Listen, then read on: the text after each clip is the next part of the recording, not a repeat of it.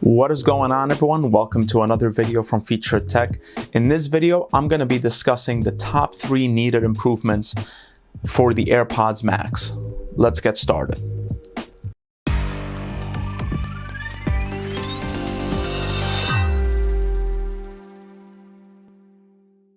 The first needed improvement I want to talk about is the price. And I know this is going to be obvious for a lot of people. The $549 price point is just too high for these headphones. And to me, based on the features they're giving you, such as the battery life and all these other, features which are not even as competitive on the market, that's a very high price point to justify paying that much for a pair of headphones. I think the true price for these headphones should be around $350 to $400 max. That way they compete with the Bose Quiet Comfort and the Sony MX 100, I believe it is, or the 1000. So in my opinion, I feel they're just a bit overpriced for what they are, and I think they are overpriced because they're Apple headphones. So really the true cost of these headphones should be around $350, $400. The next thing I want to talk about is the battery life. Now, the battery life for these headphones are really not the best, especially for how much they cost, which is $550. I was expecting pretty much double the battery life of any headphone out there around the $300-400 mark, but that's not the case. So these headphones will last you 20 hours with the active noise cancellation on, which is, again, nothing very special because there are other headphones out on the market that have the same and even better battery life than the AirPods Max, and they cost half the price. So that's a huge improvement they need to work on, especially when they're going to be asking that much. That's something they need to improve on. Since we're on the topic of battery life, I just want to mention another thing.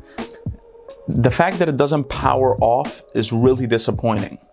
And it should be able to power off, because I believe if it was, able to power off, it can actually give more battery life. But the fact that they force us to really just keep it on all the time, and they gave us this purse, this, case to use, I don't know, it feels like you're forcing the customer's hand and you're just not giving them a choice. So I really didn't like that as well. But then the final thing I didn't like is the volume. The volume, and this is my opinion, you might have thought the volume is fine, but to me, it doesn't get very loud. Maybe my ears are shot, I don't know. But for me, it wasn't super loud to the point that sometimes I reach the max on the volume, and I'm like, is this it? I'm like, I'm not able to enjoy the music, or if I'm using it to watch a movie on my TV, I'm not able to enjoy it because it's not going to the max volume that I thought it would.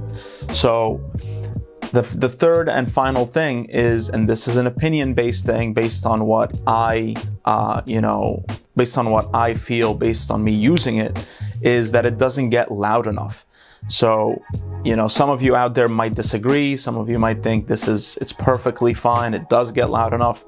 But for me, it isn't. And that's a huge disappointment, again, for paying the price point they're asking.